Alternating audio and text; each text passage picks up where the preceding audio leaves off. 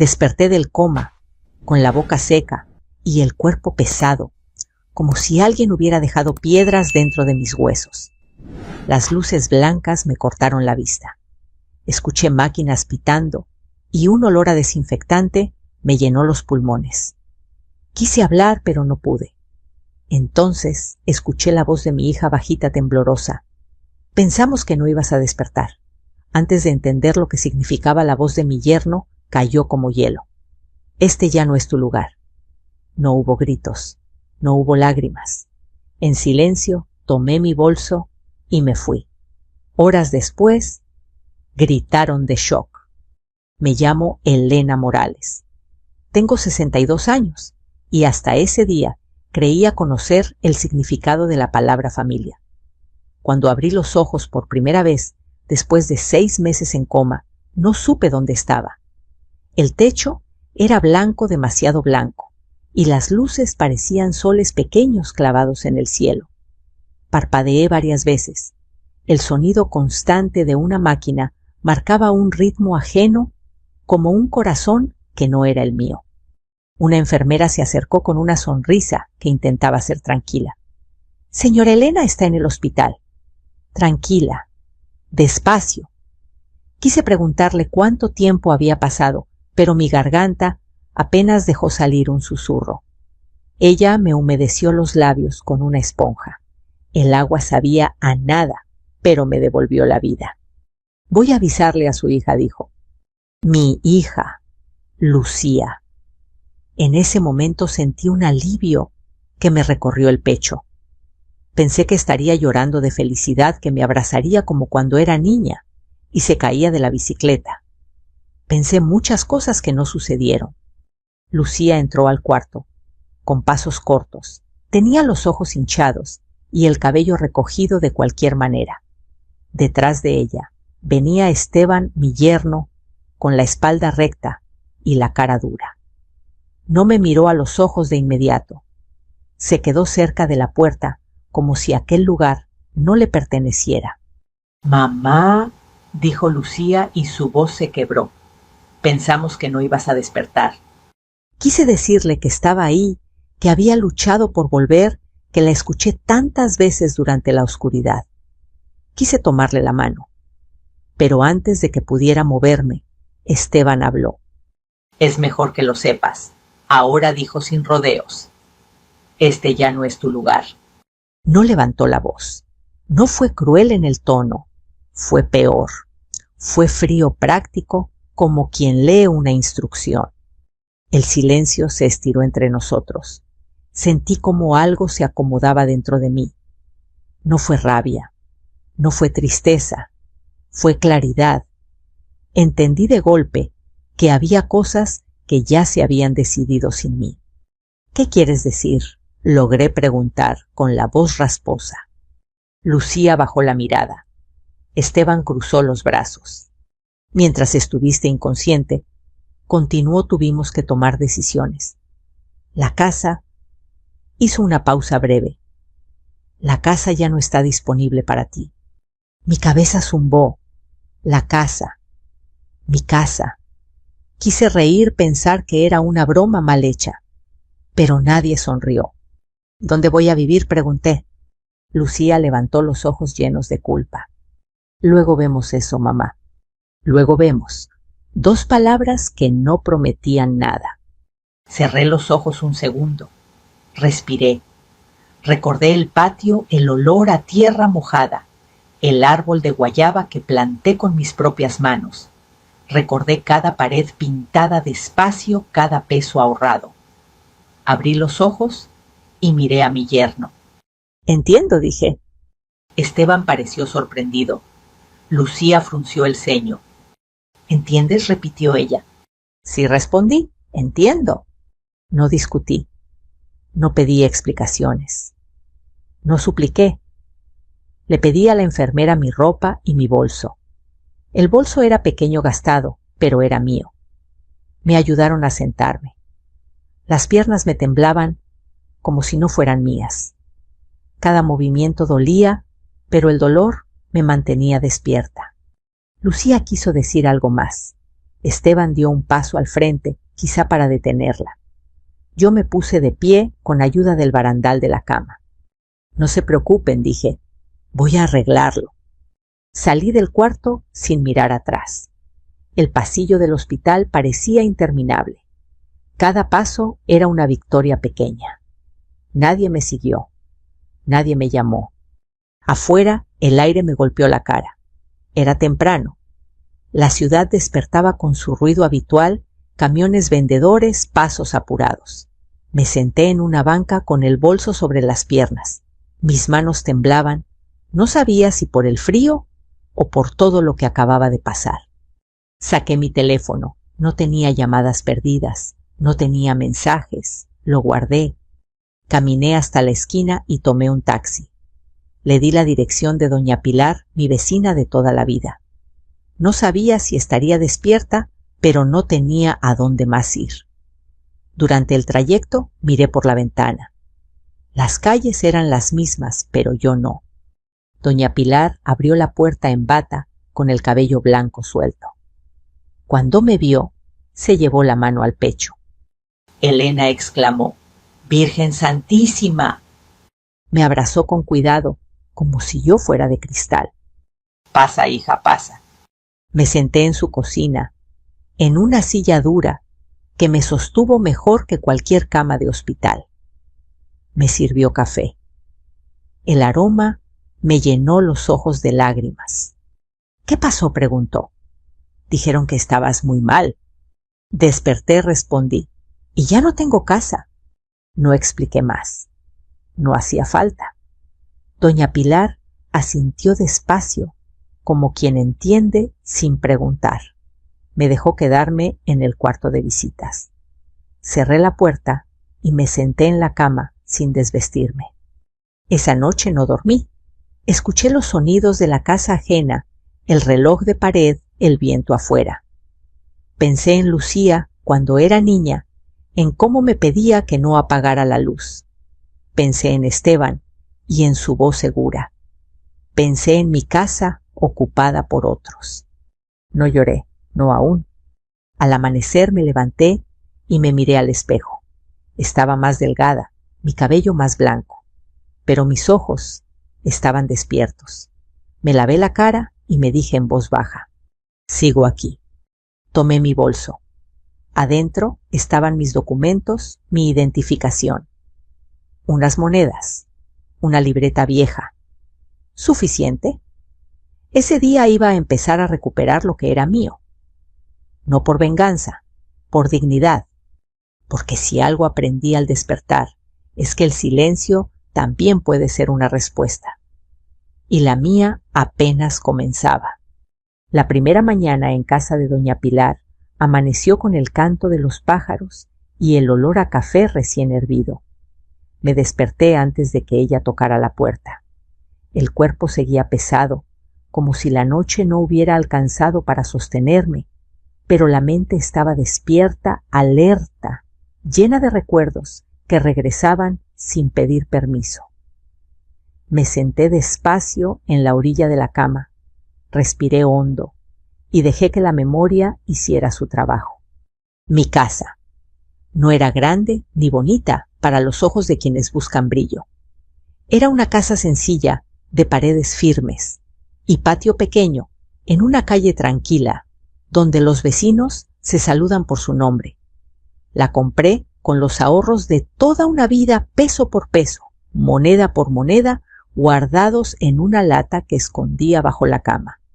Cada centavo tenía una historia, cada historia una renuncia. Cuando pienso en esa casa, no veo ladrillos.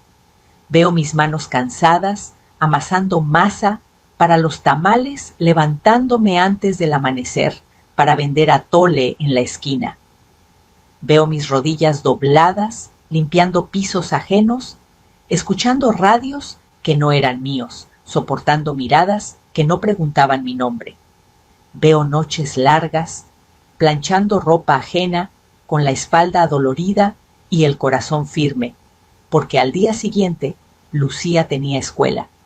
Lucía, mi hija, La tuve joven cuando todavía creía que el amor podía sostenerlo todo. Su padre murió cuando ella tenía 8 años. Un accidente absurdo, un descuido en la obra, una llamada que nunca se borra de la memoria. Quedé sola, con una niña pequeña, y una promesa silenciosa: no le faltaría nada esencial, aunque yo me quedara sin todo lo demás. Durante años vivimos en cuartos rentados, lugares pequeños húmedos donde el ruido de otros entraba por las paredes. Lucía dormía conmigo. Yo le contaba historias para que no tuviera miedo. Algún día tendremos nuestra casa, le decía. Ella me miraba con esos ojos grandes y confiados y asentía como si ya pudiera verla. Tardé casi 20 años en cumplir esa promesa. Cuando finalmente firmé las escrituras, temblaba. No sabía firmar bonito, pero firmé con orgullo. El vendedor me miró con sorpresa cuando le ofrecí todo lo que tenía. Cuídela, me dijo. Y la cuidé. Pinté las paredes yo misma con brocha vieja y paciencia. Arreglé las ventanas con ayuda de un vecino. En el patio, donde solo había tierra dura, planté un árbol de guayaba. Lo hice un domingo por la mañana después de misa. La tierra estaba fresca y el sol no quemaba. Lucía me ayudó a cavar el hoyo. ¿Para qué sirve?, preguntó sudando. Para recordar que todo lo que se cuida crece, le respondí. Ese árbol fue creciendo con los años como ella. Cada temporada daba guayabas dulces que yo regalaba a los vecinos.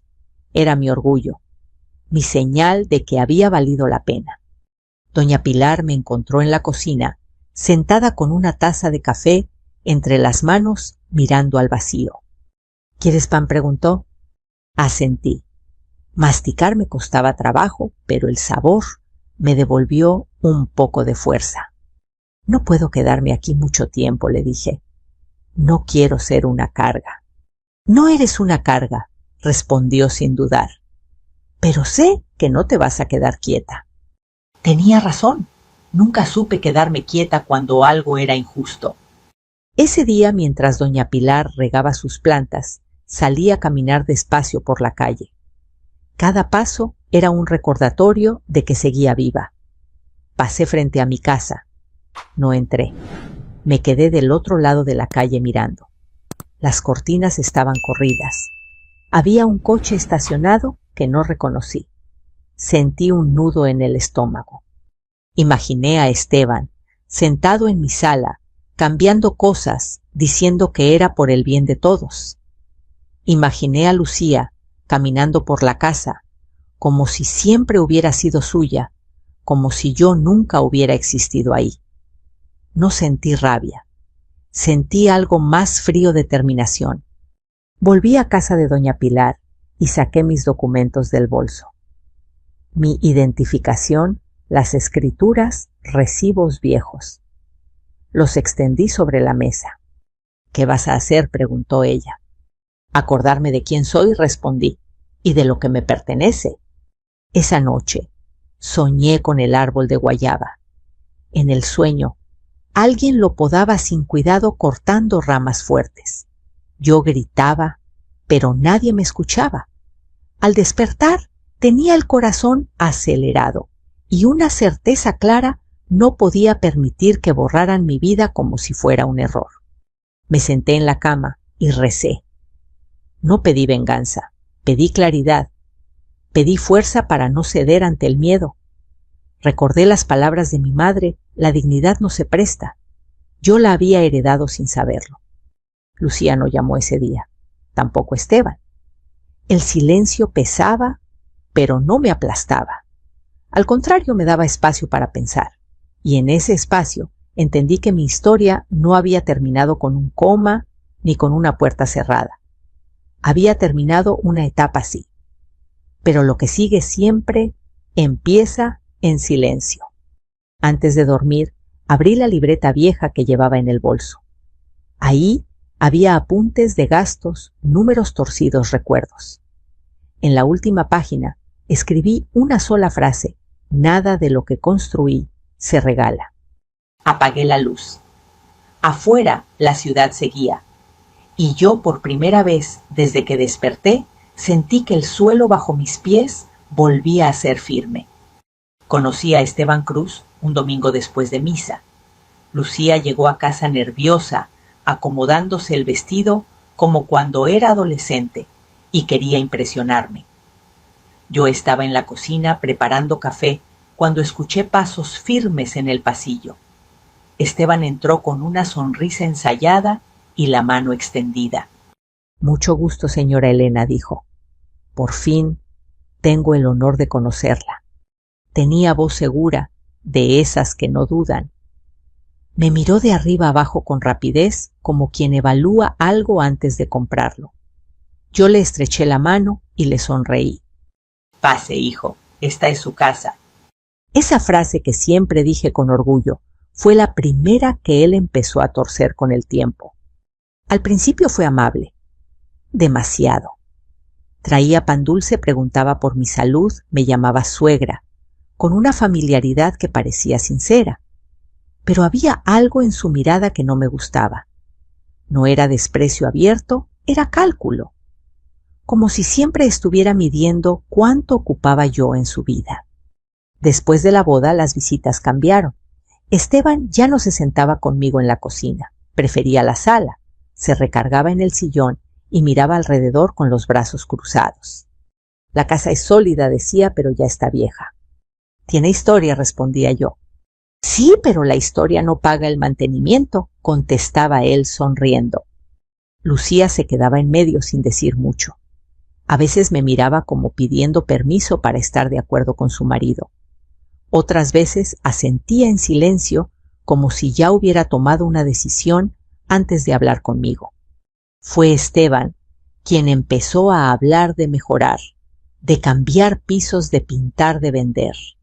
Usted ya está grande, suegra, me dijo una tarde, como si me estuviera haciendo un favor. ¿Para qué quiere tanto espacio? Para respirar, respondí, y para recordar. Se rió como si hubiera dicho una tontería. Lucía y yo estamos pensando en el futuro, continuó, en algo más práctico. Esa palabra práctico empezó a aparecer en todas sus frases. Práctico era vender la casa. Práctico era mudarme a un departamento pequeño. Práctico era que ellos tomaran decisiones por mí. Lucía empezó a repetir sus palabras. Esteban dice que sería más fácil para ti, mamá. Esteban dice que podríamos ayudarte más y... Esteban cree que no deberías esforzarte tanto. Nunca era Lucía cree, siempre era Esteban, dice. Una noche mientras lavaba los trastes, los escuché hablar en la sala. No gritaban, no hacía falta. Tu mamá no necesita esa casa, decía Esteban. Es demasiado para ella sola. Es su casa, respondió Lucía débilmente. Y tú eres su hija. Tenemos derecho a opinar. Esa frase me heló la espalda. Tenemos derecho. ¿Desde cuándo el amor da derecho a quitar? No salí de la cocina. Seguí lavando platos, dejando que el agua tapara mis pensamientos. No quería enfrentar algo que aún no entendía del todo. Con el tiempo, Esteban dejó de disimular. Empezó a hacer cambios sin preguntar. Mandó a reparar cosas que no estaban rotas. Cambió el color de una pared del patio sin decirme. Cuando reclamé, sonrió. Es para que se vea mejor, suegra. Usted debería agradecerlo. Lucía me pidió paciencia. Así es el mamá. No lo hace con mala intención. Yo asentía, pero por dentro algo se quebraba despacio. La última conversación que tuvimos antes de mi derrame fue en el patio bajo el árbol de guayaba. El sol estaba fuerte y el aire olía a fruta madura. Esteban estaba de pie mirando el árbol. Habría que podarlo, dijo. Ya creció demasiado. Así es la vida, respondí. Crece. Me miró con una sonrisa tensa. También estorba. Sentí un mareo leve. Me senté. ¿Qué quieres decir, Esteban? Nada malo, respondió. Solo digo que hay cosas que ya cumplieron su ciclo. Lucía apareció con vasos de agua. Me miró preocupada. Mamá, ¿estás bien? Sí, mentí, solo cansada. Esteban se acercó un poco más. Hablando de ciclos, dijo, deberíamos hablar seriamente de la casa, de dejar todo arreglado. ¿Arreglado para quién?, pregunté. No respondió de inmediato. Me sostuvo la mirada. Para la familia. Ese día sentí que el suelo se movía bajo mis pies. Pensé que era el calor. Pensé que era el cansancio. Nunca imaginé que mi cuerpo ya estaba anunciando algo más. Desperté días después en una cama que no reconocía. Luego vino la oscuridad, el coma. Y durante esa oscuridad escuché su voz más de una vez. Fría, segura, hablando de papeles, de tiempos, de cuando ya no esté. Ahora sentada en la cocina de doña Pilar, cada recuerdo encajaba como piezas de un rompecabezas que no quise ver antes. Esteban no había llegado a mi vida por amor, había llegado por espacio, por control, por algo que creyó que podía tomar. Miré mis manos marcadas por años de trabajo. Pensé en Lucía, en la niña que ayudó a plantar el árbol. Pensé en el hombre que ahora le decía qué pensar. No murmuré para mí misma, no todo está perdido. Porque aunque Esteban creyó haber ganado, aún no entendía algo esencial. Yo había construido mi vida sin pedir permiso. Y no iba a dejar que la borraran con palabras bonitas y decisiones ajenas. Esa noche, mientras el viento movía las hojas de las plantas de doña Pilar, tomé una decisión silenciosa. No iba a enfrentar a Esteban con gritos. No iba a suplicar a mi hija. Iba a esperar, a observar. Y cuando llegara el momento, hablaría con hechos. Porque los hombres como él solo entienden una cosa cuando aquello que creen seguro se les cae de las manos. El coma no es un sueño, no es descanso. Es un cuarto oscuro donde el tiempo no existe y el cuerpo ya no obedece. Yo estaba ahí suspendida sin poder moverme ni hablar, pero escuchando demasiado. Al principio fueron sonidos lejanos, pitidos, pasos, voces que entraban y salían como si vinieran desde el fondo de un pozo. Después, poco a poco, las palabras se hicieron claras. Y con ellas la verdad. Recuerdo la primera vez que escuché la voz de Lucía. Sonaba cansada, gastada, como si hubiera llorado mucho y ya no tuviera fuerzas. Mamá, si puedes oírme, dijo. Los doctores no saben cuándo vas a despertar. Quise decirle que estaba ahí, que la escuchaba, que no me dejara. Pero mi cuerpo era una piedra. Nada respondía. Solo podía escuchar. Luego llegó Esteban. Siempre lo sabía porque sus pasos eran firmes, seguros, como si aquel hospital le perteneciera. No hablaba conmigo. Hablaba del futuro. No podemos seguir así, decía. El hospital es caro y nadie nos garantiza que vaya a volver. Lucía sollozaba. Es mi mamá. Y yo lo entiendo, respondía él, pero también tenemos que pensar en nosotros, en nuestra vida, en nuestras deudas.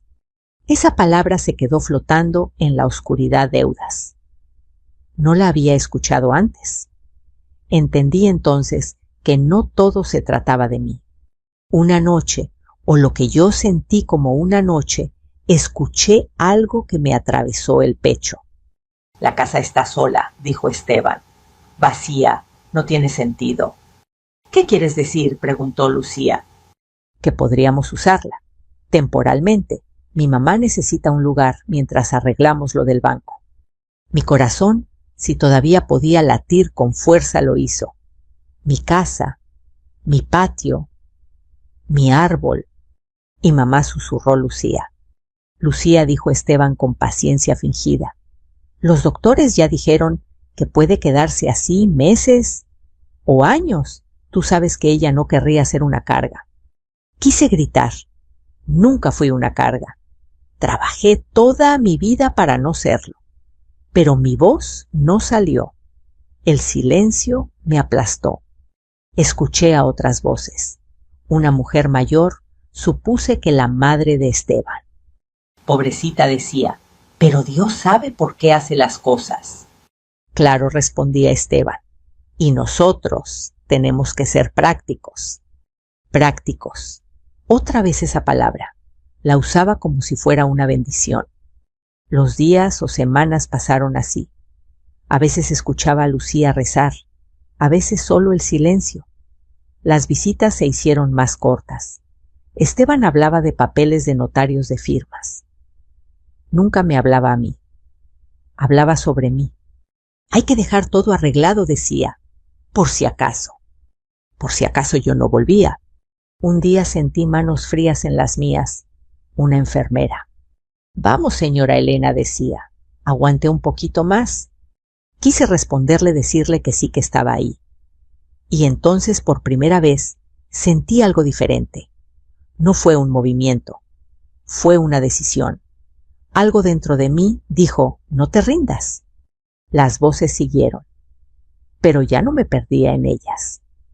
Empecé a escucharlas con atención como quien junta pruebas. Esteban hablando de la casa como si fuera suya. Lucía dudando pero cediendo. Planes hechos sobre mi silencio. En ese cuarto oscuro entendí algo que nunca quise aceptar. Despierta, el amor no siempre protege. A veces se acomoda. A veces se esconde detrás del miedo. El día que desperté, la luz me dolió. Pero no me asustó, porque yo ya sabía lo que había pasado. No me tomó por sorpresa. Cuando Esteban dijo que ya no era mi lugar, no fue una herida nueva. Fue la confirmación de todo lo que había escuchado sin poder defenderme. Mientras estaba en la banca, afuera del hospital, con mi bolso en las manos, recordé cada palabra, cada decisión tomada sin mí. Y supe que no podía quedarme callada para siempre. Esa noche en casa de doña Pilar, soñé otra vez con el cuarto oscuro. Pero esta vez había una puerta, y yo caminaba hacia ella. Al abrirla no encontré venganza, encontré claridad. Al despertar el cuerpo me dolía, pero la mente estaba firme. Me senté despacio y respiré. Ya no era la mujer inconsciente de la que hablaban como si no estuviera. Era Elena Morales, viva, despierta, y lista para hacer algo con todo lo que había escuchado. Porque si el coma me había quitado meses de vida, también me había regalado algo invaluable, la verdad, y con la verdad la fuerza para no volver a cerrar los ojos. Me quedé en casa de doña Pilar varios días. No llevaba la cuenta exacta, porque el tiempo después del coma se vuelve una cosa blanda, como masa sin forma. Había mañanas en que me despertaba creyendo que todo había sido un mal sueño, y otras en que el peso de la realidad me caía encima apenas abría los ojos. Pero en todas, sin excepción, había una misma certeza: no iba a volver a mi casa a pedir permiso. Doña Pilar me observaba en silencio.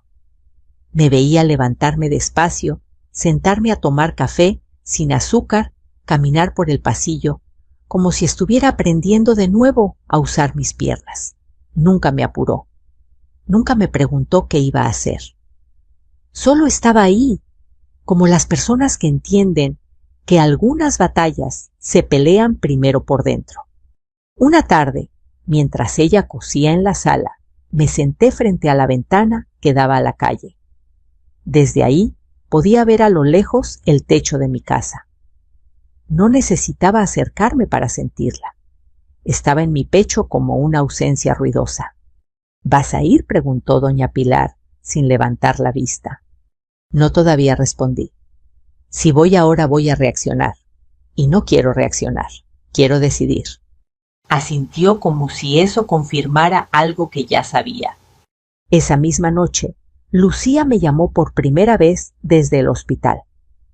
Su nombre apareció en la pantalla del teléfono y lo miré durante varios segundos antes de contestar. Mamá, dijo. ¿Dónde estás? En casa de doña Pilar. ¿Por qué no volviste a la casa? Respiré hondo. Porque no era bienvenida. Hubo un silencio largo. Escuché su respiración del otro lado. Esteban no quiso decir eso, dijo al fin. Solo las cosas se complicaron. Las cosas no se complican solas, Lucía. Alguien las complica. Tú no entiendes, respondió con voz cansada. Tenemos muchos problemas. Yo también los tuve, dije, y nunca te quité nada para resolverlos. No gritó, no lloró, solo dijo, luego hablamos, mamá, y colgó. Apagué el teléfono. Me temblaban las manos, pero no de miedo, de claridad. Entendí que si yo no ponía un límite, nadie lo haría por mí. Al día siguiente salí temprano. El sol apenas calentaba la banqueta y el aire olía a pan recién hecho. Caminé despacio hasta una pequeña oficina que había visto durante años sin imaginar que algún día tocaría esa puerta. En el vidrio se leía Asesoría Legal Comunitaria. Entré. Un hombre de unos 50 años con lentes y un gesto serio me pidió que me sentara. ¿En qué puedo ayudarla, señora? Necesito saber qué pueden hacer conmigo, respondí. Y que no. Le conté todo. Desde el derrame hasta la frase de mi yerno. Desde el coma hasta la casa ocupada. Hablé despacio, cuidando cada palabra, como si al decirlas las estuviera ordenando por primera vez. El hombre escuchó sin interrumpir. Tomó notas. Asintió varias veces. ¿La casa está a su nombre?, preguntó. Solo al mío. ¿Usted firmó algún documento mientras estuvo inconsciente? No. Levantó la vista y me miró con atención. Entonces nadie tenía derecho a disponer de su propiedad. Sentí algo en el pecho. No era alegría, era alivio. ¿Y si ya viven ahí?, pregunté. Eso se puede revisar, respondió. Pero primero necesito ver las escrituras. Saqué los papeles de mi bolso con manos cuidadosas. Él los revisó uno por uno. Todo está en orden, dijo. Vamos a investigar si hay algún documento reciente y a partir de ahí actuamos.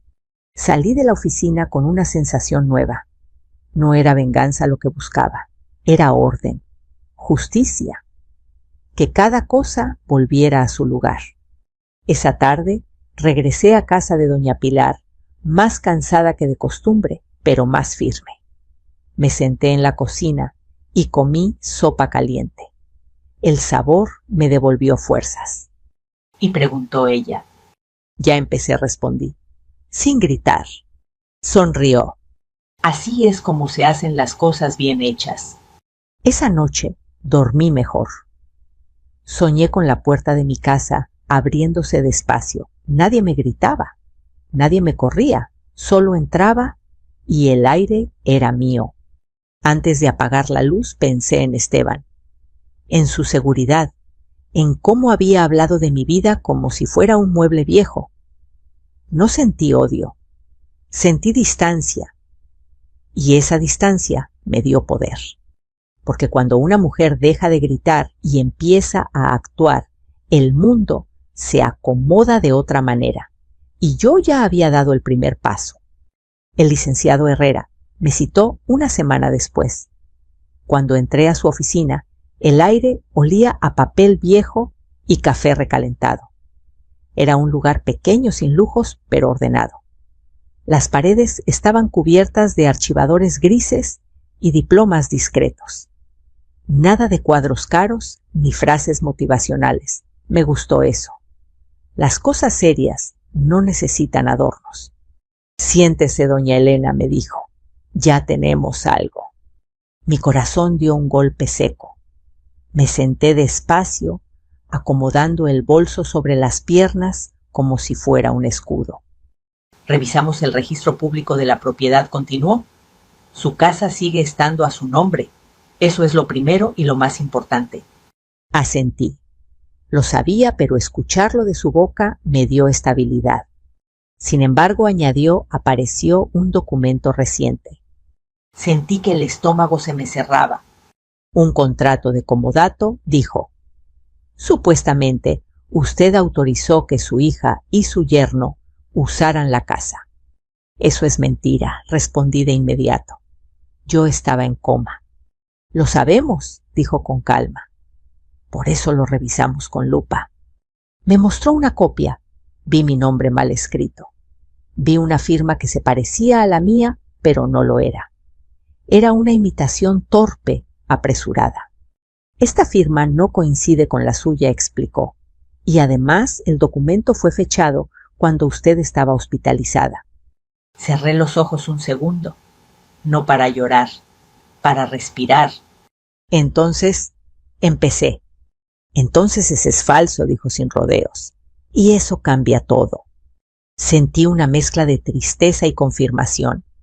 Esteban había cruzado una línea que ya no tenía vuelta atrás. No solo había hablado por mí, había firmado por mí. ¿Qué pasa ahora?, pregunté. Ahora podemos proceder con una demanda civil para recuperar la posesión del inmueble, respondió. Y si usted lo decide, también se puede abrir una investigación penal por falsificación. Lo miré. Pensé en Lucía. Pensé en el apellido que llevaba. Pensé en las noches en que la cargué enferma, en las veces que me llamó mamá con miedo. No quiero meter a mi hija en problemas legales, dije, pero tampoco voy a quedarme sin casa. El licenciado asintió. ¿Se puede actuar con firmeza sin destruirlo todo?, respondió. Solicitar el desalojo es suficiente para recuperar lo que es suyo. Salí de la oficina con una copia del documento falso y una carpeta nueva bajo el brazo. El sol me dio en la cara y por un momento tuve que cerrar los ojos. No porque me cegara, sino porque necesitaba aceptar lo que había descubierto. No era una confusión. No era un malentendido. Había sido una decisión consciente. Ese mismo día, Esteban me llamó. Me dijeron que fuiste con un abogado, dijo sin saludar. Así es. No era necesario llegar a eso, Elena. Escuché mi nombre en su boca y sentí algo firme dentro de mí. Tú llegaste ahí antes que yo respondí. Yo solo estoy siguiendo el camino que tú marcaste. Estás exagerando, dijo. Todo lo hicimos pensando en la familia. La familia no falsifica firmas, respondí. Hubo un silencio largo. Cuando volvió a hablar, su voz ya no era tan segura. No sabes lo que estás haciendo. Sí lo sé, dije. Estoy regresando a casa. Colgué. Los días siguientes fueron de espera. El licenciado Herrera presentó la solicitud de desalojo. Todo estaba en regla. Yo no tuve que ir a la casa. No tuve que enfrentar miradas ni palabras. Dejé que la ley hablara por mí. Una tarde, mientras ayudaba a doña Pilar a regar las plantas, escuché un coche frenar bruscamente frente a la casa. Lucía bajó del coche. Tenía el rostro pálido y los ojos rojos. Mamá dijo, apenas me vio. Es verdad. ¿Qué cosa?, pregunté, aunque sabía. Que nos van a sacar de la casa. De mi casa, corregí con suavidad. Se quedó en silencio. Las palabras parecían no encontrar salida. Esteban está muy enojado, dijo. Dice que lo traicionaste. La miré con calma. No traicioné a nadie, respondí. Me defendí. Pero... ¿y nosotros?, preguntó. ¿Dónde vamos a vivir? Esa pregunta que antes me habría destrozado ahora me encontró firme. Eso es algo que tienen que resolver ustedes, dije. Como adultos. Lucía bajó la cabeza. Por primera vez no tenía a Esteban detrás para decirle qué pensar. Nunca quise que llegara tan lejos, susurró. Llegó tan lejos porque nadie lo detuvo, respondí. Y yo tampoco lo hice a tiempo. No gritamos, no lloramos, solo dijimos la verdad. Cuando Lucía se fue, doña Pilar me tomó la mano. Hiciste lo correcto, dijo. Esa noche, mientras me acostaba, pensé en el día que volvería a cruzar la puerta de mi casa. Imaginé el patio, el árbol, No sabía en qué estado estaría todo, pero ya no tenía miedo, porque la verdad, una vez dicha, no se puede esconder, y yo ya la había puesto sobre la mesa. El día del desalojo amaneció nublado, como si el cielo también dudara. Me desperté antes de que sonara el gallo del vecino. No había dormido mucho, pero no estaba cansada. Había algo distinto en mi cuerpo, una mezcla de nervios y calma, como cuando sabes que algo va a doler, pero también sabes que es necesario. No fui sola. El licenciado Herrera me pidió que estuviera presente. Es mejor que la vea volver a entrar, me dijo. Asentí. Doña Pilar insistió en acompañarme. Caminamos despacio las dos, como si cada paso tuviera peso. Cuando llegamos, ya estaba ahí, el actuario, un hombre serio con carpeta en mano. La casa se veía diferente. Las macetas que yo había puesto ya no estaban. La puerta que siempre pinté de azul claro, ahora era gris. Sentí un apretón en el pecho, pero respiré hondo. El actuario tocó. Esteban abrió. Su expresión fue de incredulidad primero, luego de enojo. ¿Qué es esto?, dijo. ¿Qué están haciendo aquí? Orden judicial, respondió el actuario con voz firme. Tiene que desocupar el inmueble. Lucía apareció detrás de él. Me miró como si no me reconociera del todo. Mamá, susurró. No dije nada. No porque no tuviera palabras, sino porque ya no eran necesarias. Entramos. Cada habitación me habló de ausencia. Mis cuadros no estaban. El sillón viejo había sido reemplazado por uno moderno frío. La mesa donde Lucía hacía la tarea ya no existía. Caminé hasta la cocina. Mi cocina. Los azulejos seguían ahí, pero todo lo demás parecía ajeno. «Tienen 1 hora», dijo el actuario. Después, el inmueble queda bajo posesión de la propietaria. Esteban discutió, alzó la voz, dijo palabras que no escuché del todo. Yo solo miraba. Miraba cómo empacaban apresurados, cómo el control se les escapaba de las manos.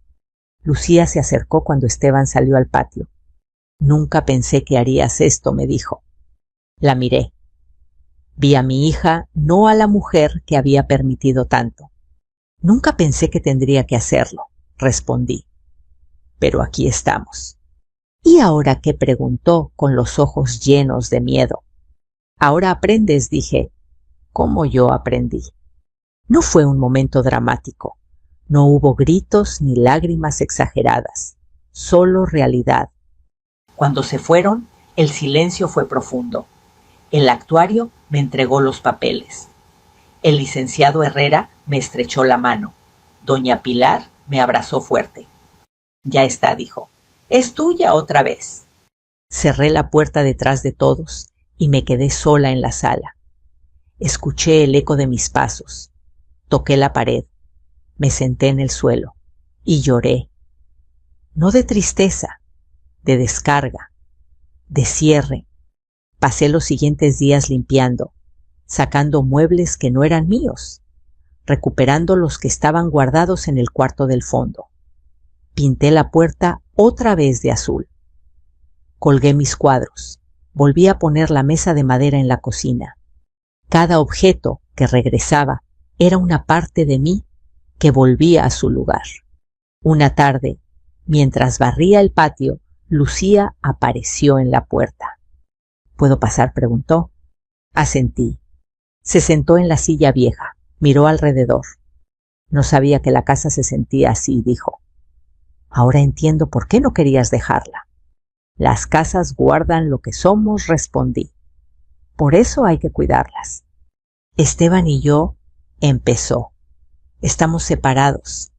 No sentí alivio ni satisfacción, solo aceptación. «Lo siento», dije, y lo sentía de verdad. «Yo también», respondió, «por muchas cosas». Nos quedamos en silencio. No era incómodo, era honesto. Antes de irse, me abrazó. No como hija dependiente, como mujer que empieza a ver claro. Los meses pasaron. Mi salud mejoró. Volví a caminar por el mercado. Volví a sentarme en mi patio por las mañanas. Volví a ser yo. Aprendí algo importante. Amar no significa cederlo todo. Ser madre no significa desaparecer. Y despertar de un coma no solo es volver a la vida. Es volver a decidir cómo vivirla. Si llegaste hasta aquí, quiero decirte algo desde el corazón.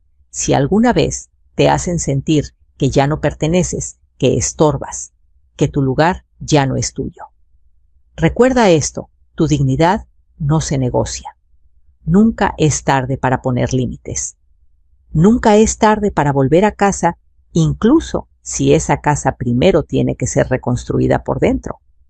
Si esta historia te hizo pensar, sentir o recordar algo propio, déjalo en los comentarios.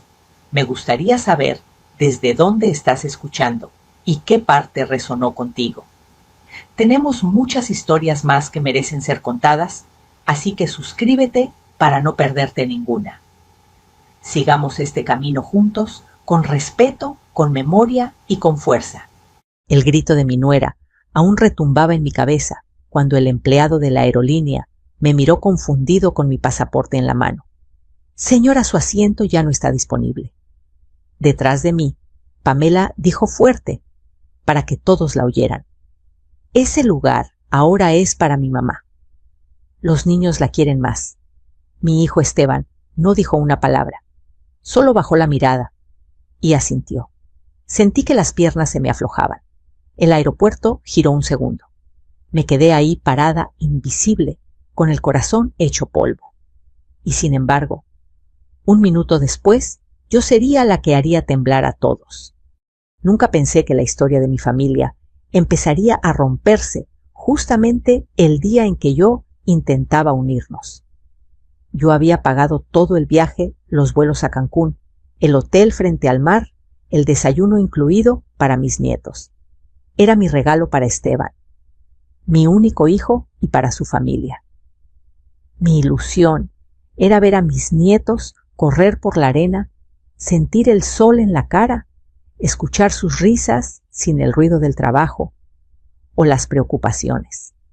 Había tardado 2 años en ahorrar aquel dinero, separando un poco de mi pensión, otro poco de la venta de mis bordados y otro de los tamales que hacía los sábados. Cuando finalmente tuve lo suficiente, lloré frente a la ventanilla del banco. No de cansancio, sino de orgullo. Ese viaje era mi manera de decirles: aquí sigo. Sigo siendo parte de ustedes.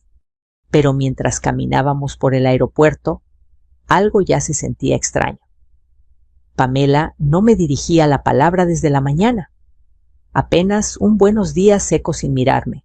¿Y Esteban? Pues Esteban estaba nervioso, como si escondiera algo. No sabía que ese algo era yo. Al llegar a la fila del check-in, mis nietos estaban emocionados. Abuela, abuela, vamos a ver el mar. Me abrazaron las piernas con esa inocencia que todo lo limpia. Yo les acaricié el cabello y les dije: sí, mis amores, la abuela va con ustedes. Pero no sabía que esa sería la última vez que podría decirlo con seguridad. Cuando entregué mis documentos, el joven del mostrador frunció el ceño.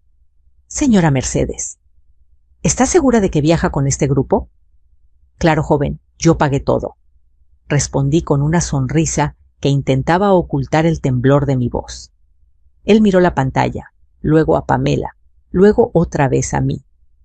Es que su asiento aparece a nombre de otra persona. Yo no entendía. ¿Cómo que otra persona?, pregunté.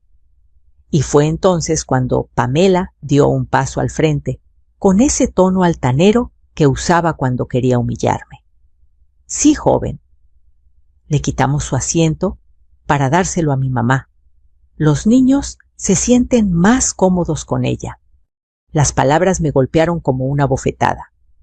¿Cómo que le quitaron mi asiento?, pregunté volteando hacia mi hijo. Esteban tragó saliva. Ni siquiera pudo verme a los ojos. Mamá, entiéndelo. Es mejor así. Mi suegra nos ayuda más con los niños. Tú te cansas. Tú te cansas. Como si fuera una carga.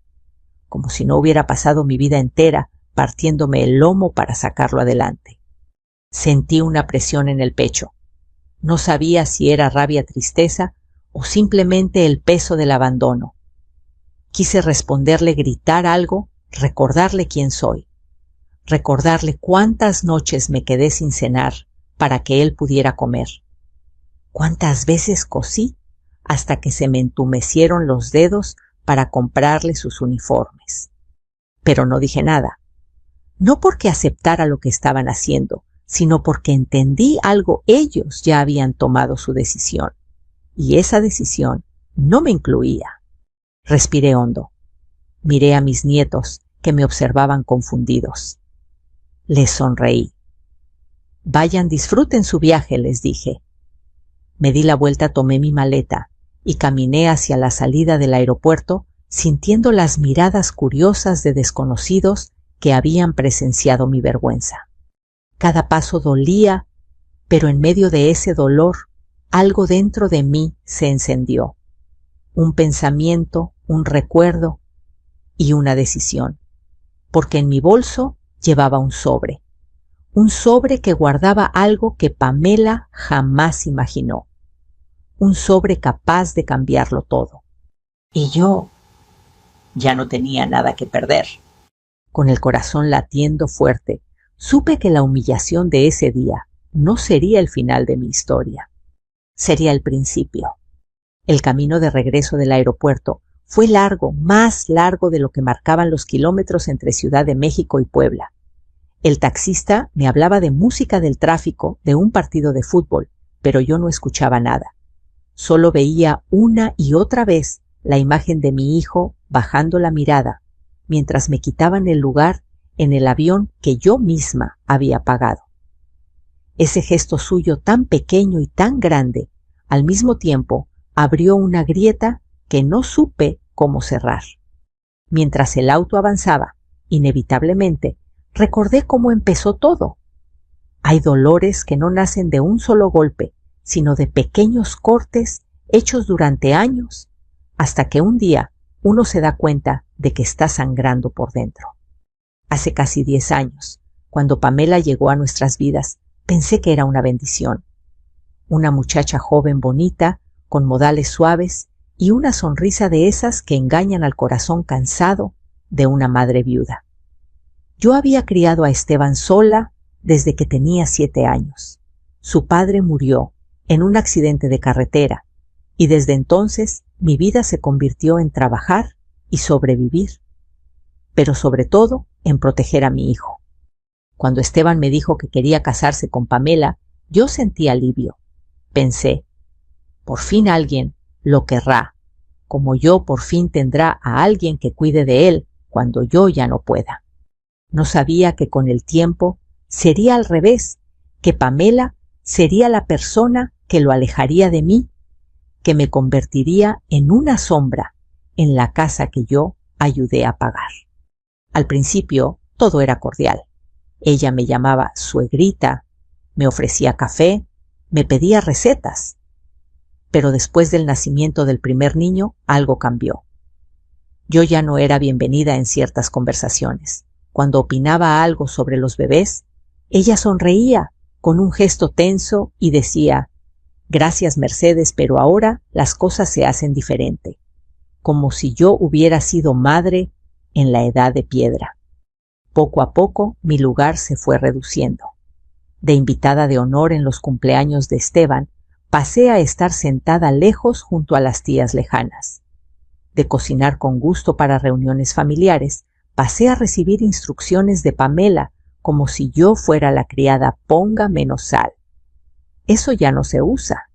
Es que usted no entiende.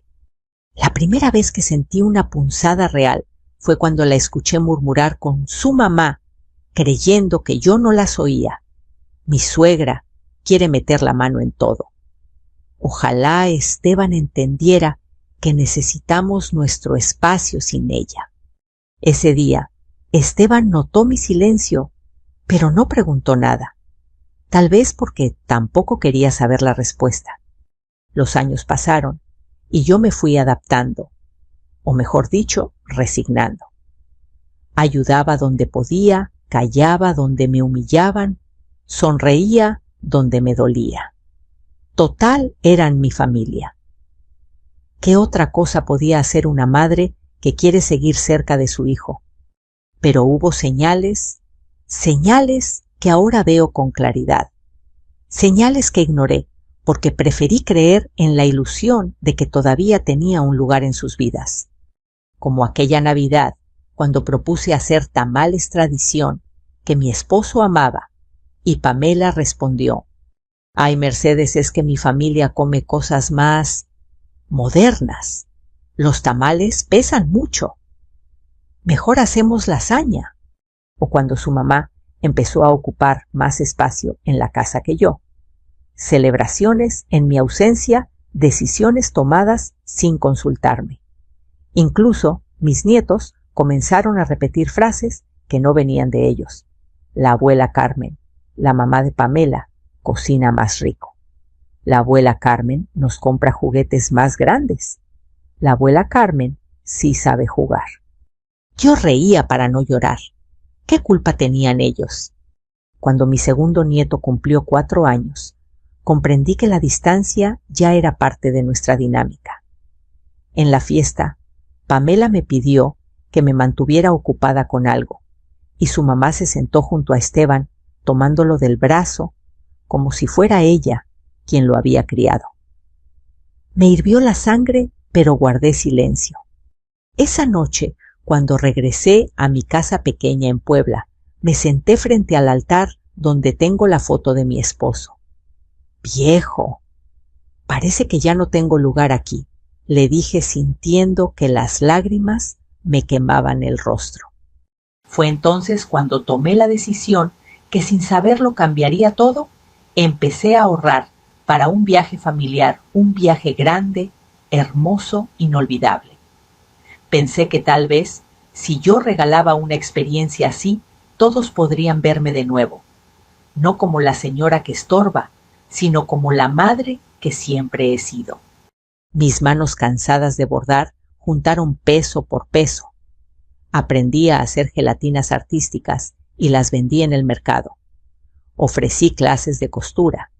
Renuncié a comprar medicinas caras y busqué alternativas. Todo para reunir el dinero suficiente. Cuando finalmente tuve lo necesario para pagar el viaje a Cancún, mi corazón se llenó de esperanza. Llamé a Esteban emocionada. «Hijo, tengo una sorpresa», le dije. «¿Qué pasó, mamá?» «Pagué un viaje para todos, para que descansemos, para que los niños disfruten, para que estemos juntos». Hubo un silencio raro largo. «Ah, qué bien, mamá. Qué detalle. Pamela estará sorprendida». Sí, sorprendida, pero no de la forma que yo esperaba. Los días previos al viaje, Pamela evitó hablar conmigo. Decía que estaba muy ocupada empacando, aunque solo llevaba ropa suya y de sus hijos. La suya la preparaba su mamá. Yo insistí en ayudar, pero cada vez que intentaba colaborar, ella encontraba la forma de hacerme sentir torpe o fuera de lugar. La noche anterior, mientras planchaba mi única blusa bonita, escuché su voz desde la otra habitación. «Esteban, es que tu mamá... No sé. No quiero que arruine el viaje. Siempre se cansa, siempre se queja. Y los niños prefieren a mi mamá. Pamela, por favor». «Ay, Esteban, tú sabes que tengo razón». Yo me congelé sosteniendo la plancha.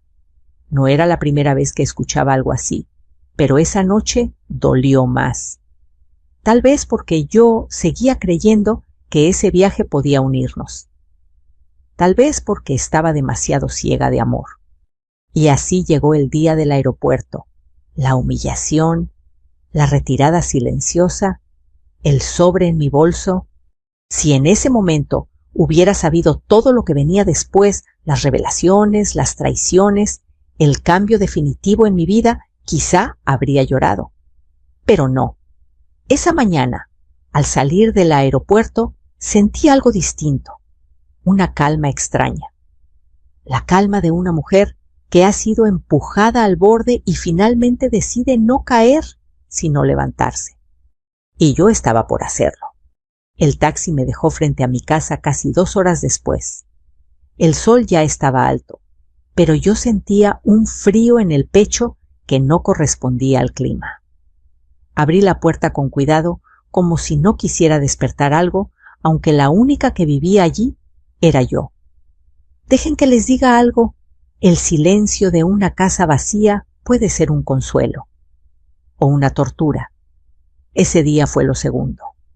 Coloqué mi bolso sobre la mesa, el mismo bolso en el que llevaba el sobre que cambiaría mi destino, pero aún no lo saqué. No quería verlo. No todavía. Tenía que recordar, tenía que ordenar lo que había sucedido en ese aeropuerto para no volverme loca. Me senté, apreté mis manos sobre el regazo y volví atrás a los minutos que habían pasado antes de que mi mundo se quebrara. El aeropuerto estaba lleno de gente, familias emocionadas, niños con mochilitas de caricaturas, parejas abrazadas, listas para unas vacaciones merecidas. Yo caminaba detrás de Esteban y Pamela arrastrando mi maleta pequeña, esa que había comprado en oferta meses atrás, soñando con pisar la arena blanca de Cancún. Mis nietos iban tomados de la mano saltando. «Abuela, abuela, ¿habrá delfines?», preguntó el más pequeño. Yo reí, apretándole la mejilla con ternura. «Claro que sí, mi amor. Y tú los vas a saludar de mi parte». No sabía que ese saludo sería lo único que les mandaría en ese viaje. Mientras avanzábamos hacia el mostrador de la aerolínea, sentí un ligero malestar, como si algo no encajara. Pamela hablaba rápidamente con su mamá por teléfono. «Sí, mami, te lo juro, todo está perfecto. No habrá problema. Sí, ya casi llegamos». «¿Ya casi llegamos? ¿Por qué suena como si ella también viajara?», pensé. Pero antes de que pudiera atar los hilos, llegamos al mostrador. El empleado era joven amable, con una sonrisa cansada de ver familias apuradas y viajeros frustrados. «Itinerario y pasaportes, por favor». Pamela entregó su folder perfectamente organizado, hecho con esa eficiencia que siempre usaba para impresionar a los demás. Yo, nerviosa, saqué mis documentos con prisa, queriendo mostrar que podía hacer lo que pertenecía allí. Todo estaba bien, hasta que ya no lo estuvo. El joven pestañeó, miró la pantalla otra vez y luego me miró a mí. «Señora, ¿usted viaja con este grupo?». «Sí, joven, soy la mamá del señor Esteban». «Ah», se rascó la cabeza. «Es que aquí aparece que su asiento fue reasignado esta mañana». Reasignado. Una palabra simple, pequeña, pero que me perforó el estómago. Pamela dio un paso adelante, con una sonrisa dulce y venenosa. «Sí, joven. Yo hice el cambio. Mi mamá ocupará ese asiento. Los niños se sienten más cómodos con ella». El joven parpadeó varias veces confundido. Pero la reservación dice que esta señora pagó el paquete completo y es su regalo para la familia», respondió Pamela sin mirar mi cara. «Así que ella no tendrá problema en ceder su lugar, ¿verdad?».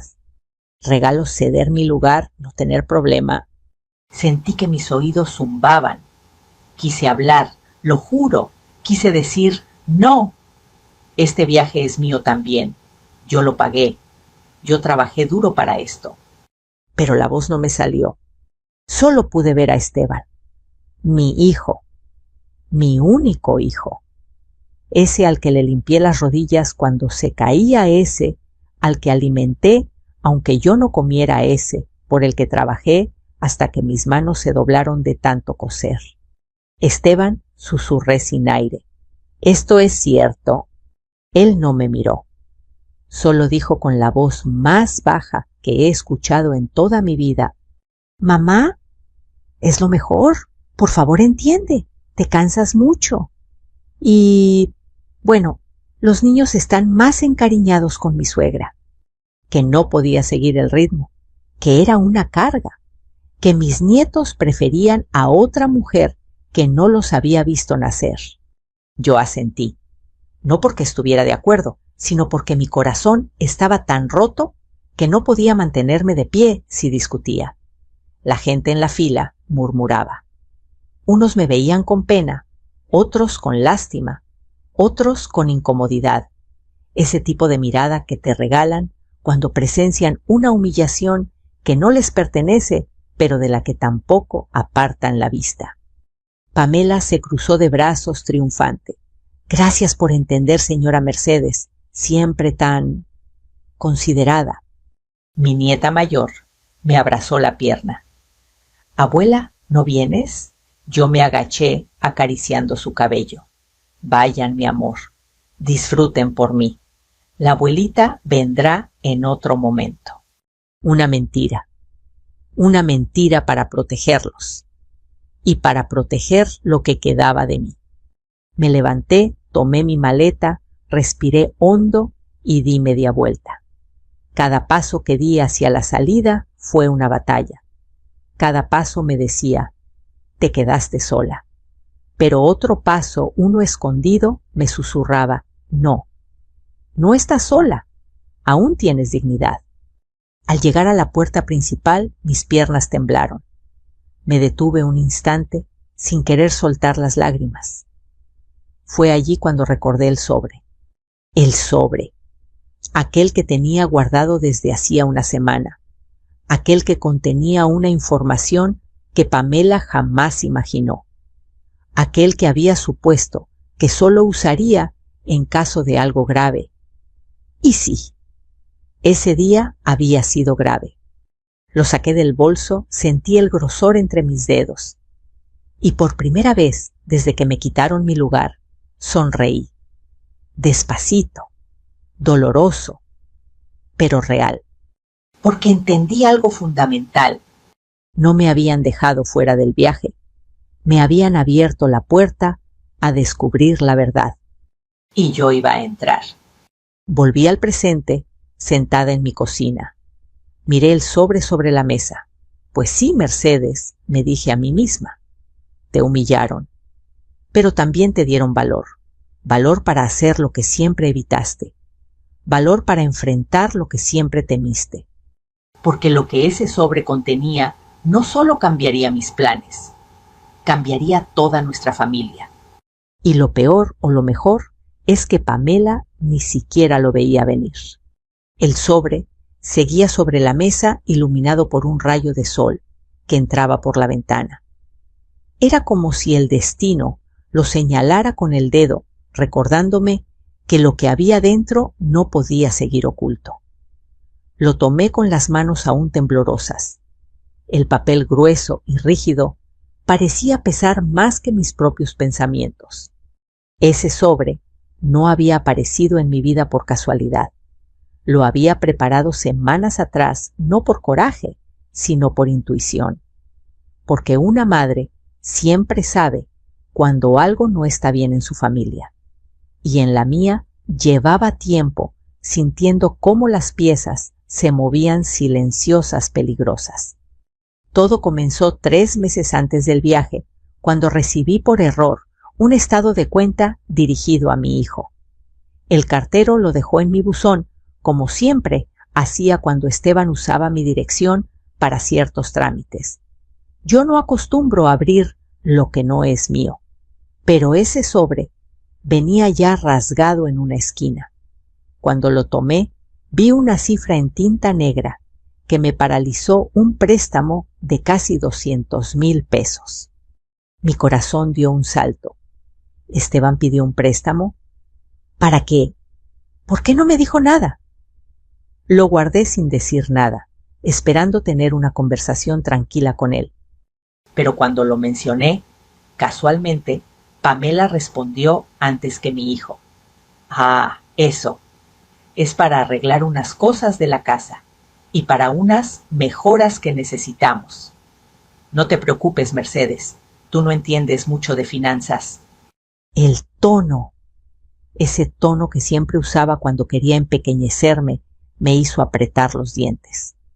Esteban evitó mis ojos. Sí, mamá, todo está bajo control. Pero no estaba bajo control, porque al mes siguiente llegó otro aviso, y luego otro, con cantidades que se acumulaban como nubes negras antes de una tormenta. Yo veía cómo Pamela hablaba por teléfono a escondidas, cómo salía de la casa, sin avisar cómo regresaba siempre orgullosa, sonriendo como si supiera algo que nadie más sabía. No era solo que me tratara mal, era algo más profundo, más oscuro. Y luego estuvo la conversación que escuché accidentalmente. Una tarde, mientras doblaba ropa en el cuarto de servicio, escuché la voz de Pamela desde la sala. Había dejado la puerta entreabierta. Su tono era bajo, pero firme, casi frío. Sí, ya casi está hecho. No creo que ella diga nada. Pausa.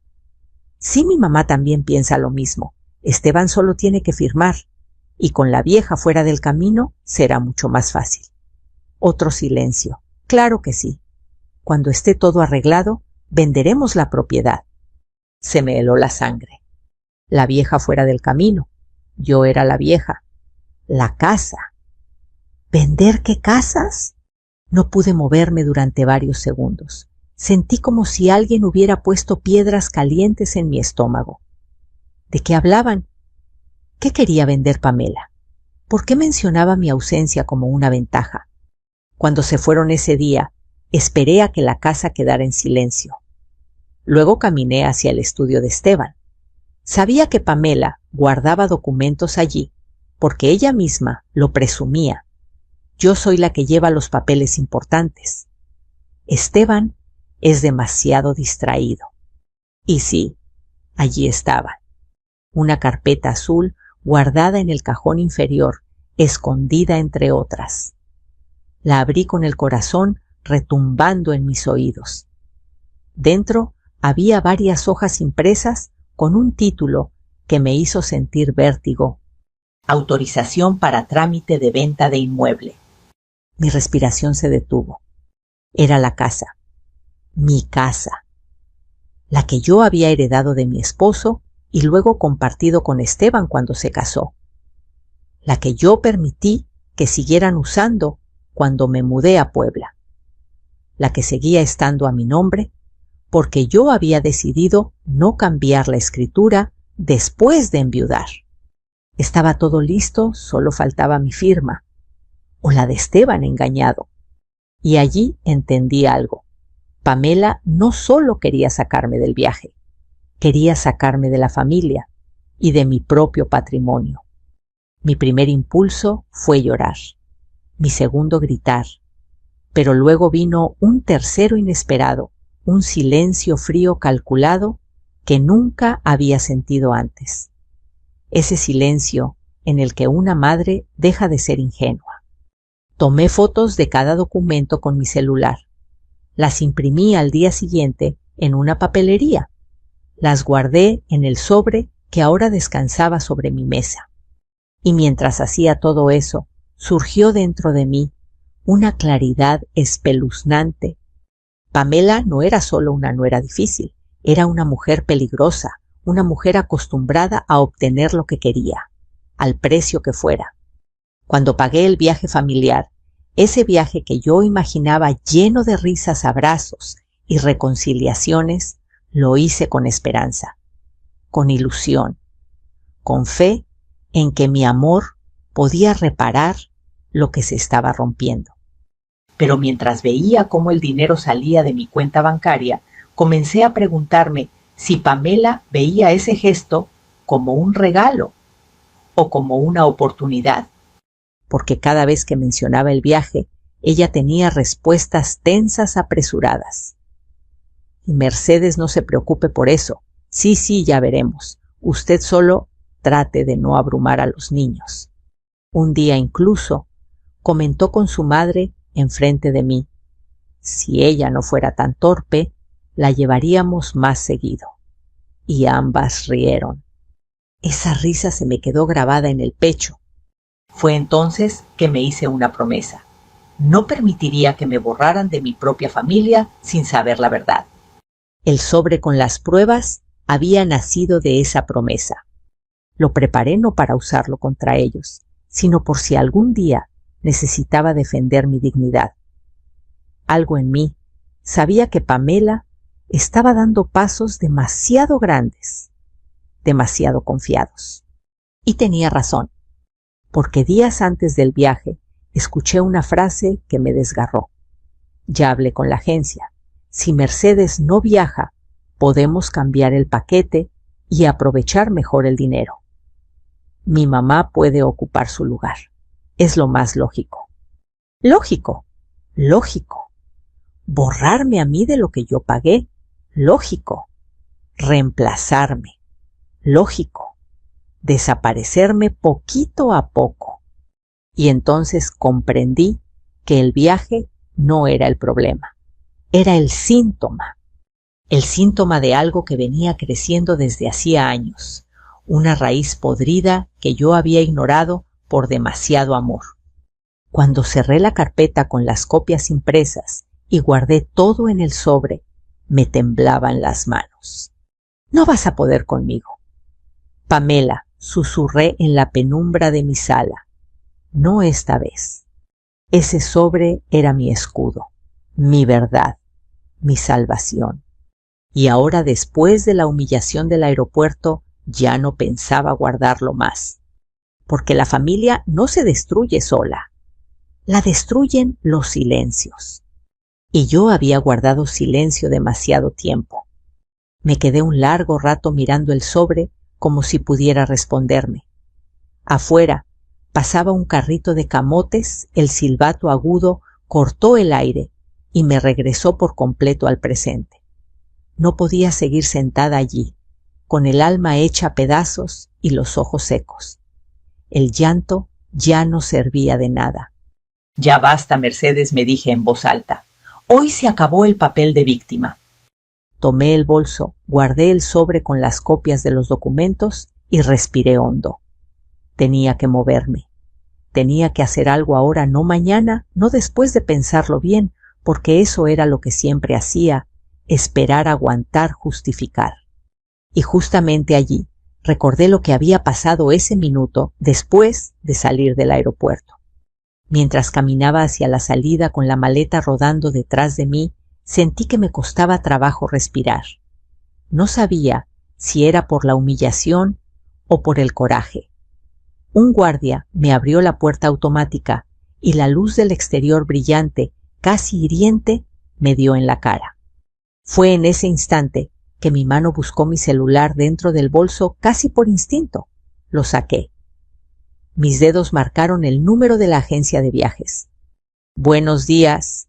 Habla Mercedes Luna, la persona que pagó el paquete familiar a Cancún para Esteban Ramírez. Sí, ese mismo. La chica del otro lado confirmó mis datos amable. ¿En qué puedo ayudarla, señora? Tragué saliva. Quiero que deje bien asentado algo en el sistema. Soy la única titular del pago. Y a partir de este momento, cualquier cambio, cargo extra o ampliación de servicios deberá hacerse con mi autorización por escrito.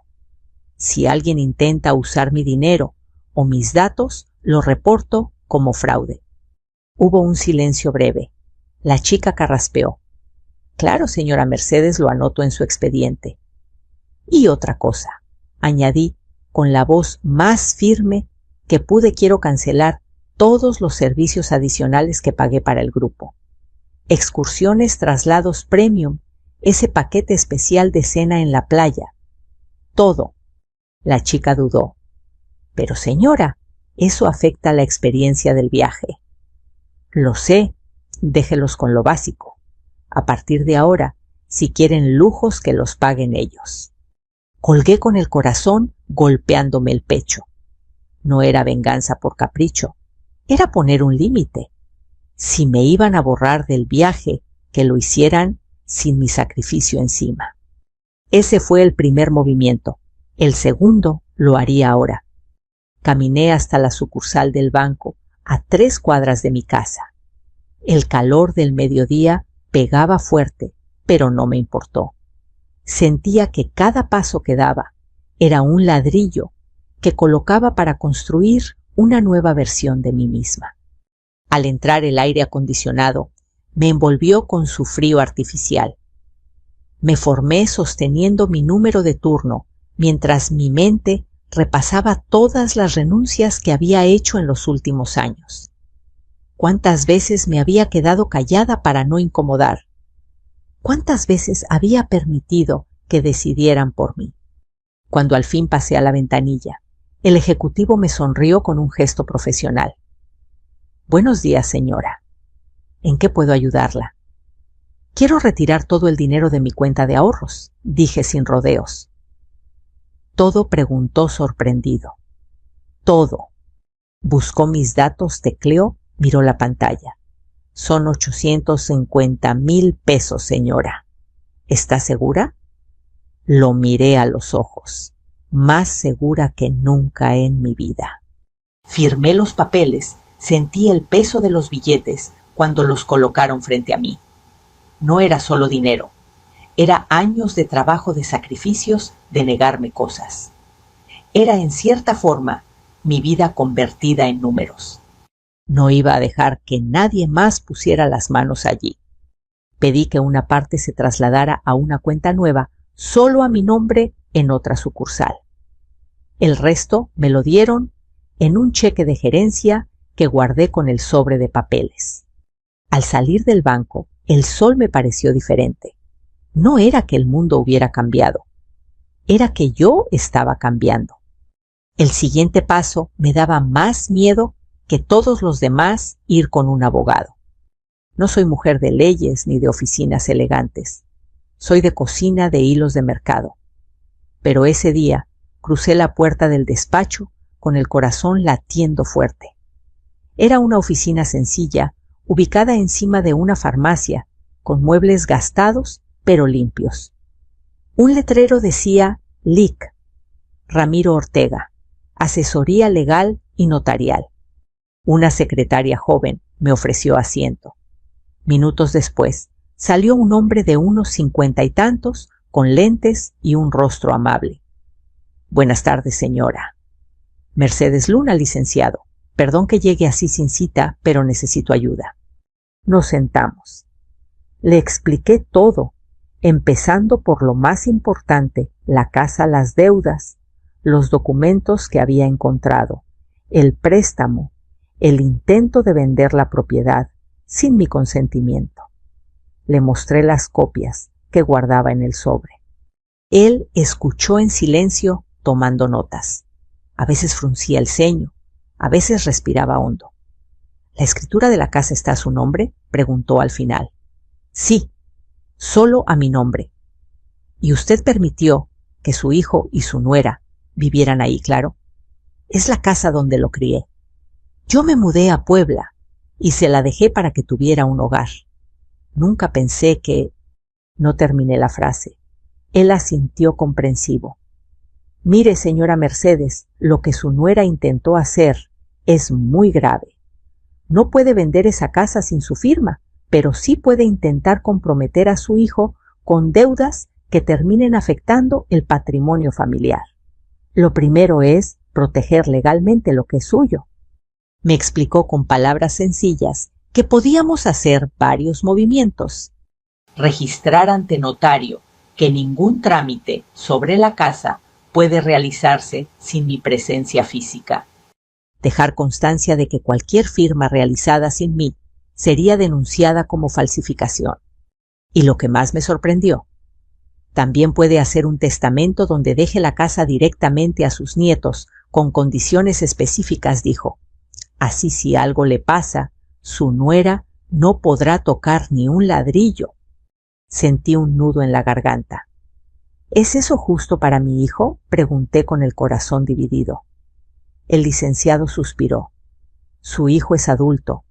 Él podrá hacer su propia vida, trabajar, rehacer su patrimonio. Pero usted necesita protegerse de quienes no la respetan. Piense que esto no es castigo, es previsión. Nos quedamos en silencio unos segundos. Afuera se escuchaba el ruido de un camión pasando. Yo pensé en Esteban, en su carita de niño cuando tenía fiebre, en cómo lloraba la primera vez que fue a la escuela y en cómo no pudo mirarme a los ojos en el aeropuerto. Hágalo, licenciado, dije al fin. Quiero dejar la casa para mis nietos, pero con una condición: que nunca me vuelvan a tratar como si no existiera. Él asintió y comenzamos a firmar papeles, a revisar datos, a preparar lo que yo llamaría más adelante mi red de seguridad emocional y legal. Al salir de la oficina del licenciado Ortega, el día ya estaba declinando. El cielo de Puebla se teñía de naranja y rosa. Pensé en algo que hasta ese momento no me había permitido en mí misma. Con una parte del dinero decidí hacer algo que jamás me había atrevido a imaginar. Compré un boleto de autobús y reservé un pequeño hotel en Veracruz frente al mar. No sería Cancún, ni todo incluido, ni fotos perfectas para las redes, pero sería mi viaje, sin gritos, sin humillaciones, sin alguien diciéndome que estorbo. Esa noche desde mi cocina escribí un mensaje corto a Esteban. No un reclamo, no un drama, solo una verdad. Hijo, ya sé que estás en el avión. Quiero que sepas que yo también haré un viaje, pero el mío no incluye humillaciones ni desprecios. Cuando regreses, hablaremos y esta vez yo pondré los límites. Que Dios te cuide. Lo mandé. Vi que los dos palomitas se pusieron azules. Imaginé su cara al leerlo. Imaginé la de Pamela cuando descubriera que las excursiones y lujos ya no estaban incluidos. Sí, los haría quedarse pálidos, pero no por venganza, sino para que por primera vez entendieran que yo también existo. El viaje a Veracruz me sentó en el alma como un té caliente en una noche fría. No fue un viaje lujoso ni perfecto, pero sí fue mío. Mis pasos, mis silencios, mis decisiones. Caminé por el malecón, comí pescado frito con limón, escuché el sonido del mar que parecía decirme: ya era hora de que pensaras en ti. Pero la calma no duraría. Sabía que tarde o temprano Esteban regresaría del viaje familiar y tendría que enfrentar la verdad. El mensaje que le envié antes de su vuelo no tuvo respuesta, ni un mamá, ni un ¿estás bien? Nada. Silencio absoluto. Yo imaginé que Pamela le había quitado el celular o lo había convencido de ignorarme.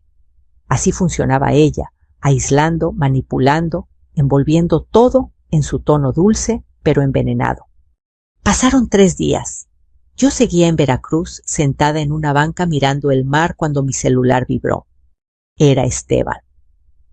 Por un segundo dudé si contestar, pero el corazón de una madre nunca duda demasiado. Bueno, mamá. Su voz sonaba raspada como si hubiera llorado. ¿Dónde estás? Cerré los ojos. En Veracruz, hijo. Estoy bien. Hubo un silencio largo. Se escuchaba el murmullo de gente detrás de él, quizás en el aeropuerto. Mamá, necesitamos hablar. Urgente. Puedo ir por ti. Mi pecho se apretó. No. Yo tomaré un autobús. Nos vemos en Puebla en la casa. Cuando llegué, Esteban ya estaba allí sentado en la sala, con los codos sobre las rodillas y el rostro entre las manos. Parecía un niño perdido. Cuando levantó la mirada, sus ojos estaban rojos. Mamá. ¿Por qué no me dijiste nada antes? Preguntó con la voz rota. Me senté frente a él con calma. Hijo, te he dicho muchas veces, pero nunca quisiste escuchar. Él cerró los ojos como si esas palabras fueran más duras de lo que podía soportar. En el viaje, dijo de pronto, pasaron cosas. No sé cómo explicarlo. Pamela estaba furiosa porque arruinaste la experiencia. La cena de bienvenida se canceló, las excursiones también. Ella decía que habías hecho todo para vengarte de ella. ¿Eso te dijo? Pregunté con serenidad. Sí, y mi suegra igual. Pero yo no tenía respuestas. Solo sabía que algo no encajaba. Se detuvo un momento antes de continuar. La última noche escuché a Pamela discutiendo con su mamá. ¿Discutiendo, sí? Ella decía, no puedo creer que esa vieja haya bloqueado todo. Ese dinero era para nosotras, era perfecto. Y su mamá le respondió, te dije que no confiaras en ella. Debiste haber vendido la casa antes. Sentí un escalofrío subirme por la espalda. Esteban siguió hablando, la voz temblorosa. ¡Mamá! Cuando escuché vender la casa, supe que algo estaba muy mal. Tú nunca nos mencionaste nada. Supe que tenía que hablar contigo. Yo asentí. Era el momento. Saqué el sobre del bolso y lo coloqué sobre la mesa. Lee, hijo. Es hora de que conozcas la verdad. Esteban abrió el sobre con manos nerviosas. Sacó los documentos uno por uno. Los préstamos, la autorización de venta, los movimientos bancarios sospechosos, las copias de mensajes. Todo. Cada hoja parecía golpearlo más fuerte que la anterior.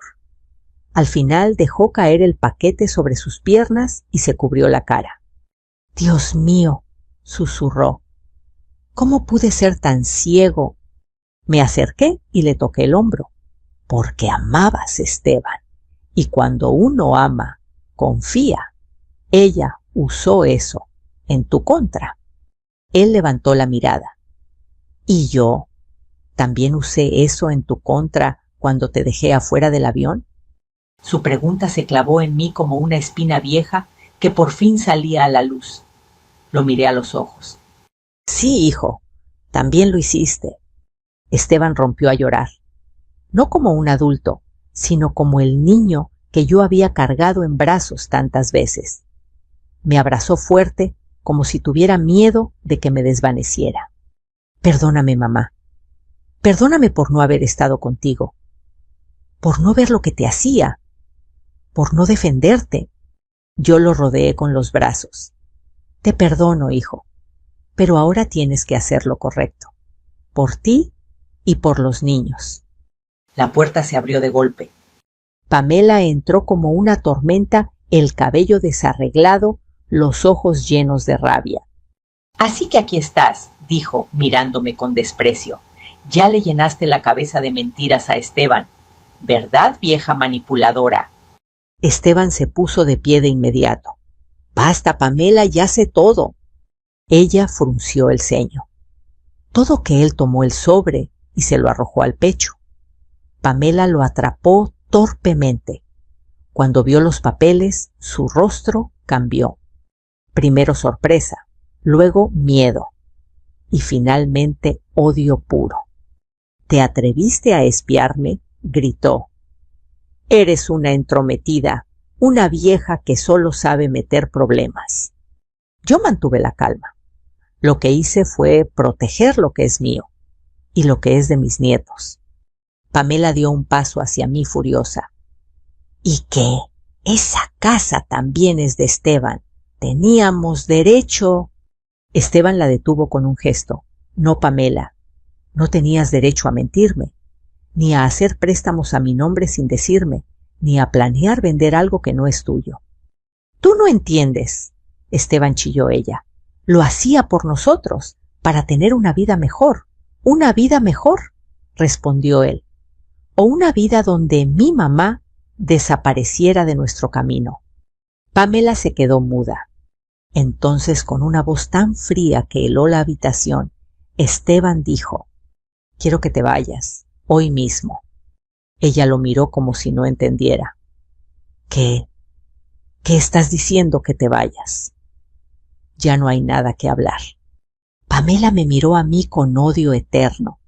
Tú hiciste esto. Tú... Yo respiré profundamente. No, Pamela, tú lo hiciste. Yo solo quité el silencio. Los gritos, los portazos, las amenazas veladas. Todo eso vino después.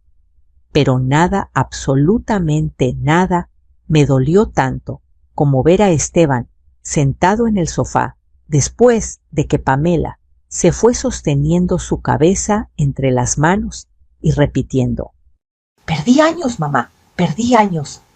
Me senté junto a él. «No los perdiste, aprendiste y ahora puedes empezar de nuevo». Él apoyó su cabeza en mi hombro. «¿Te quedarás conmigo, mamá?». Sonreí con calma. «Claro, hijo, pero esta vez con mis condiciones y con mi dignidad primero». Él asintió limpiándose los ojos. Fue en ese instante cuando comprendí no había recuperado solo a mi hijo, había recuperado mi voz y mi lugar. Lo que venía después sería difícil, pero ya no lo enfrentaría sola. Los días que siguieron fueron como ver una casa después de una tormenta. Algunos muros seguían en pie, otros estaban dañados, pero al menos ya podía verse el cielo. Esteban y yo hablamos durante horas. A veces lloraba, a veces se quedaba en silencio y otras simplemente repetía: «¿Cómo no lo vi, mamá? ¿Cómo no lo vi?». Yo no tenía una respuesta fácil. El amor ciega, la costumbre adormece y el miedo, ese miedo a enfrentarse a la verdad, paraliza. Pero ahora todo estaba al descubierto. La máscara de Pamela había caído y lo que quedaba era un campo arrasado donde finalmente podía crecer algo nuevo. Lo primero que hicimos fue visitar al licenciado Ortega. Esteban necesitaba saber exactamente qué pasos podía dar para protegerse de las deudas y de cualquier intento futuro de Pamela por reclamar bienes que no le pertenecían. El licenciado lo recibió con la misma calma con la que me había atendido días antes. «Señor Esteban», dijo, mientras revisaba los documentos, «lo que su esposa hizo es grave, pero aún están a tiempo de protegerse». Le explicó uno por uno los movimientos legales necesarios. El rostro de mi hijo se endurecía con cada palabra. «Ha de ser doloroso descubrir que la mujer con la que compartiste tu vida estaba dispuesta a destruir tu patrimonio. Y también a destruir a tu mamá», licenciado, preguntó Esteban con la voz quebrada. «¿Ella puede quedarse con algo mío, no sin su consentimiento?», respondió Ortega firme. «Y mucho menos si se demuestra que actuó de mala fe». Salimos de la oficina un poco más ligeros, aunque el camino por recorrer fuera largo. Las siguientes semanas fueron difíciles. Pamela no se resignaba. Mandaba mensajes agresivos, hacía llamadas llorando, amenazaba con llevarse a los niños, con contar su versión a la familia, incluso con demandarnos. Pero cada intento fallaba cuando se topaba con los documentos. Las pruebas eran sólidas y más aún, la verdad estaba de nuestro lado. A pesar de todo, yo temía por mis nietos. Ellos no tenían la culpa. Cuando los veía, corrían hacia mí, como si nada hubiera ocurrido. «Abuela, abuela, ¿nos haces arroz con leche?». «Claro que sí, mis niños hermosos», respondía abrazándolos más fuerte de lo normal.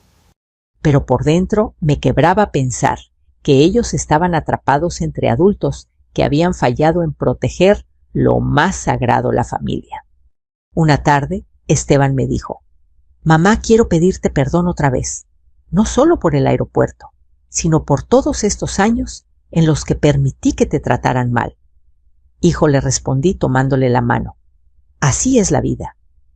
Todos cometemos errores. Lo importante no es lo que pasó, sino lo que hagas con lo que sabes ahora». Él me miró con los ojos brillosos. «Quiero que sepas que pase lo que pase, nunca dejaré que nadie vuelva a faltarte al respeto. Eres mi madre, mi familia, mi raíz». Sentí un calor suave en el pecho, ese tipo de calor que no viene del cuerpo, sino del alma. Poco a poco, la casa recuperó un silencio distinto. Ya no era el silencio tenso que existía cuando Pamela mandaba en todo, criticando cada cosa, imponiendo reglas. Era un silencio tranquilo doméstico, lleno de pequeños sonidos cotidianos, el hervir del café, el voltear de las páginas de un libro, la risa espontánea de mis nietos cuando venían a visitarnos. Yo volví a bordar. Volví a preparar tamales los fines de semana. Volví a caminar al mercado sin sentir el peso de la tristeza en los hombros. Era como si una parte de mí, una parte que creí enterrada, hubiera resucitado. Una mañana, mientras yo hacía café, Esteban entró a la cocina. Mamá, estuve pensando. Sí, hijo, quiero que vivas aquí conmigo, para siempre si tú quieres. No quiero que vuelvas a sentirte desplazada. Sonreí, pero negué suavemente. No, hijo, ya viví aquí muchos años. Ahora me toca a mí tener mi propio espacio, decidir mis tiempos, respirar tranquila. Eso no significa que no te quiera. Significa que me quiero a mí también. Él bajó la mirada entendiendo. Entonces, ¿nos visitas? ¿Cenamos juntos? Compartimos domingos. Eso siempre respondí. La familia se construye todos los días, no solo bajo un mismo techo. Con el tiempo, Pamela fue quedándose sin opciones. Sus mentiras se contradecían entre sí, las deudas la alcanzaron y hasta su propia madre comenzó a distanciarse de ella. Al final, se fue a vivir a otra ciudad. Intentó llevarse a los niños, pero no pudo. Un juez determinó que hasta que sus asuntos legales no estuvieran resueltos, no podía quitarles la estabilidad que tenían con su padre. El día que se fue, definitivamente Esteban me llamó por teléfono. Mamá, ya, se acabó. Cerré los ojos. Ahora empieza algo mejor, hijo, te lo prometo. Un año después, las cosas eran diferentes. Esteban había empezado a reconstruir su vida. Mis nietos crecían felices. Y yo había encontrado un equilibrio que jamás pensé recuperar. Incluso retomé algo que había abandonado por años, mis sueños. Comencé a vender mis bordados en línea, a viajar a pequeños pueblitos cuando tenía dinero ahorrado, a conocer mujeres de mi edad con historias que me inspiraban. Ya no caminaba encorvada por el miedo, ni callada por costumbre, ni rendida ante la vida. Cierto día, mientras bordaba en el patio, Esteban se acercó con una carta. Mamá, esto llegó para ti. Lo abrí. Era una postal de Veracruz, un atardecer sobre el mar. Unas palabras escritas con tinta azul decían: La mujer que renace no tiene edad. Gracias por enseñarme a ser fuerte. Con cariño, tu hijo. Mis ojos se llenaron de lágrimas, pero esta vez eran lágrimas tibias dulces, de esas que limpian, no de las que duelen. Hoy, mientras te cuento esta historia, pienso en todas las mujeres que, como yo, han sido relegadas, humilladas, dejadas a un lado, como si no importara. A ti te digo algo desde el fondo de mi corazón. No dejes que nadie decida tu valor. No permitas que te vuelvan invisible. No olvides que mereces respeto siempre. Porque la dignidad no se pide, se mantiene, se defiende, y cuando una mujer decide recuperarla, no hay fuerza humana que pueda detenerla. Gracias por escuchar mi historia. Ahora quiero preguntarte, ¿desde qué ciudad me estás escuchando? ¿Alguna vez has vivido algo parecido? Me encantará leerte en los comentarios. Y si quieres acompañarme en más historias como esta, suscríbete para que no te pierdas ningún capítulo. Aquí seguimos juntas reconstruyendo nuestras vidas palabra por palabra, con cariño y fuerza.